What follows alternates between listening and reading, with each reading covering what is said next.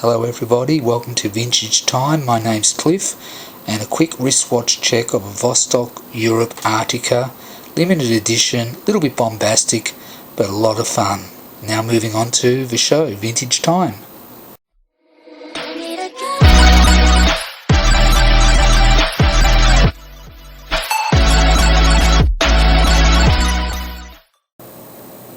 Hi everybody, my name is Cliff, and it's been some time since I made a video. I'll be hosting a whole heap of vintage watches, so my channel is aptly named Vintage Time, but I will also be showing you guys other things that I buy that are vintage items. And the reason why I'm posting these videos, I get a lot of fun out of buying vintage things, particularly watches or stereos or old records, because they are unique, they stand the test of time, and most of the stuff that's vintage doesn't fall apart. Like this watch, it's over 40 years old and it's still running like a gem.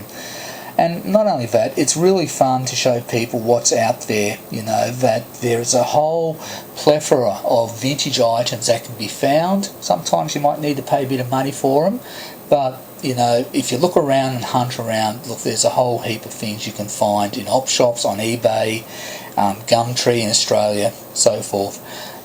Even if you go to markets and that, you can see vintage items there too. So, you know, it's really encouraging people to get back to, you know, the good old days when things were well made and they were made to, made to last.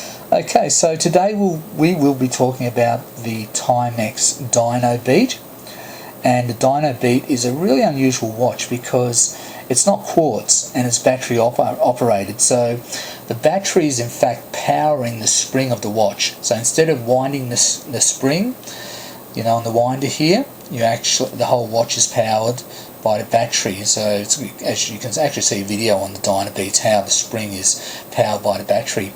They do chew through the batteries, and this watch is typical of a 70s watch, early 70s, where it's got that cushion shape.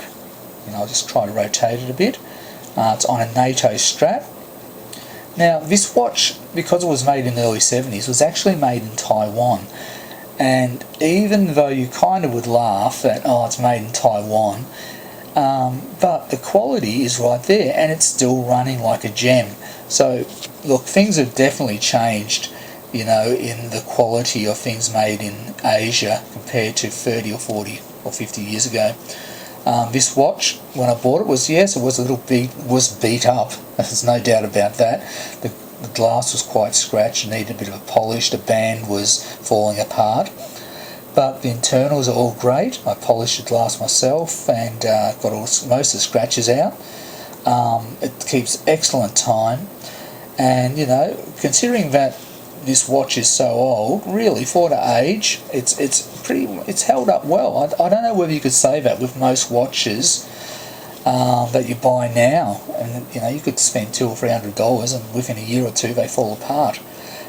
Clearly when I bought this watch it was worn, so someone had loved it and worn it, and it's quite unique. So that is the Timex Dynabeat. For anyone who's collecting watches, I don't know whether you're going to find too many of these. They're quite rare, and you're not likely to find one in pristine condition. But look, you can keep an eye out. Just look around for them. I kept an eye out for this one turned up. Quite happy to have it in my collection. I'd like to say a big hello to TGV, Tristano. I really enjoy his channel, The Urban Gentry, and look, if you like watches, you know, he's a guy you should be watching. He also doesn't endorse watches, so that's good to see. I hope he doesn't intend to, because they all seem to be bailing out and jumping ship now and they're becoming sellouts. But you know, that's the way it is with a lot of YouTube channels. But look, for your pleasure of viewing, this is the Timex Dynabeat. Have a great time everyone. I'll catch you later, and my next watch will be maybe a little bit different, but we'll just see what happens. Take care. Bye.